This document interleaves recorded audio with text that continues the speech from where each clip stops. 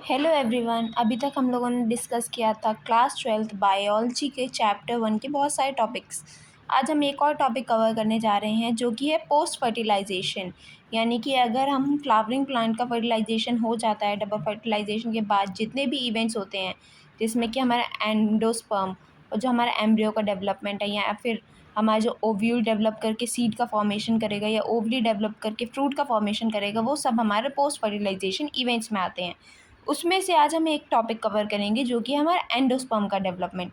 जब हमारा endosperm develop करना शुरू करता है देन हमारा एम्ब्रियो डेवलप करना शुरू करता है। ऐसा क्यों होता है? ऐसा इसलिए होता है क्योंकि हमारा जो एंडोस्पर्म है वही न्यूट्रिशन प्रोवाइड करता है हमारे डेवलपिंग एम्ब्रियो को।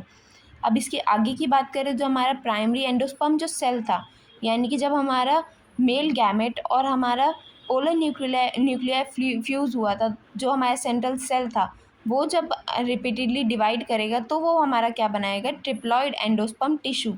अब ये जो टिश्यू है इसके अंदर रिजर्व होता है फूड का, जो कि न्यूट्रिशन प्रोवाइड करेगा हमारे डेवलपिंग एम्ब्रियो को।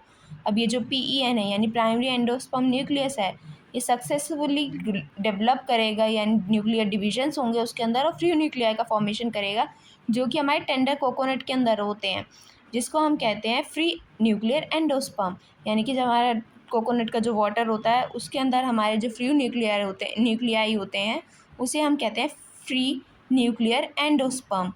और अगर उसके आसपास जब हमारा गरी बन जाते हैं, या फिर जिसको हम मलाई कहते हैं, कोकोनट की जो मलाई होती है, जब उसके आसपास सेल वॉल का फॉर्मेशन हो जाता है न्यूक्लियाई के आसपास, तो उसको हम सेल्यूलर न्यूक्लियाई भी कहते हैं, यानी या फिर एंडोस्पर्म बिकम सेल्यूलर बोल सकते हैं।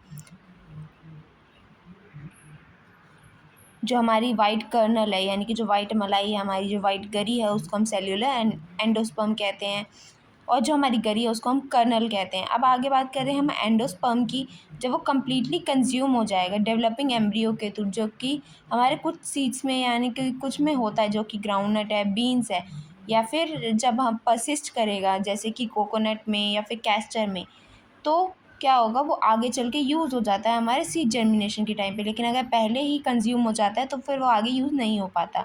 तो उसके आगे की बात करें, अगर हम पीज़ में या फिर कैस्टर में या बीन्स में, ग्राउंडनट और बीन्स की अगर हम बात करें तो उसमें सिर्फ हमारा कॉटिलिडन्स बचते हैं और उसके अलावा एम्ब्रियो बचता है, लेकिन उसमें कोई एंडोस्पर्म नहीं होता। उसके अलावा अगर हम कोकोनट की बात करें तो उसमें एंडोस्पर्म बचता है, लास्ट तक परसिस्ट करता है।